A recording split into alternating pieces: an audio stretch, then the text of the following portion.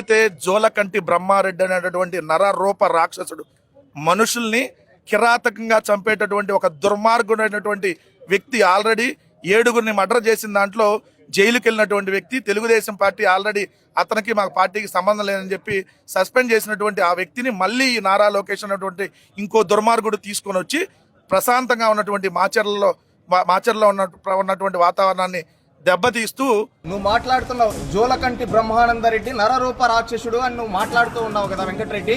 గుర్తుపెట్టుకో, ఇదే జోలకంటి బ్రహ్మానందరెడ్డి పైన ఆరోపణలు వచ్చిన రోజు తెలుగుదేశం పార్టీ నుంచి సస్పెండ్ చేసింది. సస్పెండ్ చేసిన తర్వాత అతను న్యాయస్థానాల్లో పోరాడి నిర్దోషిగా బయటకు వచ్చిన తర్వాత పార్టీ అతనికి శాసనసభ్యుడిగా అవకాశం కల్పించింది. దీనికి నువ్వు ఏదేదో మాట్లాడతాం. తెలుగుదేశం పార్టీ చిత్తశుద్ధి నిరూపించుకునింది. నాడు ఆరోపణలు వచ్చిన వెంటనే పార్టీని సస్పెండ్ చేసింది. తర్వాత మళ్ళీ ఆయన నిర్దోషిగా వచ్చిన తర్వాత పార్టీలో చేర్చుకొని ఎమ్మెల్యే టికెట్ ఇచ్చారు. కానీ నువ్వు నారా లోకేష్ గారిని అనుచిత వ్యాఖ్యలు చేస్తున్నావు. ఒకటి గుర్తుపెట్టుకో, నరరూప రాక్షసుడు ఎవరో తెలుసా?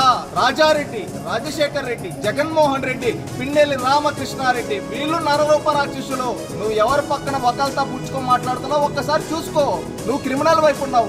ఆ రోజు తెలుగుదేశం పార్టీ ఆ ఆరోపణ వచ్చిన వెంటనే పక్కకు పంపించి మళ్ళీ ఆయన నిర్దోషిగా వచ్చిన తర్వాత పార్టీలో అవకాశం కల్పించింది. కానీ మీ నాయకుడు దేశ అత్యున్నత న్యాయస్థానం సుప్రీంకోర్టు ఇతను దోషి అని చెప్పినా ఈ రోజు వరకు కనీసం చర్యలు తీసుకోలేదంటే ఎవరు?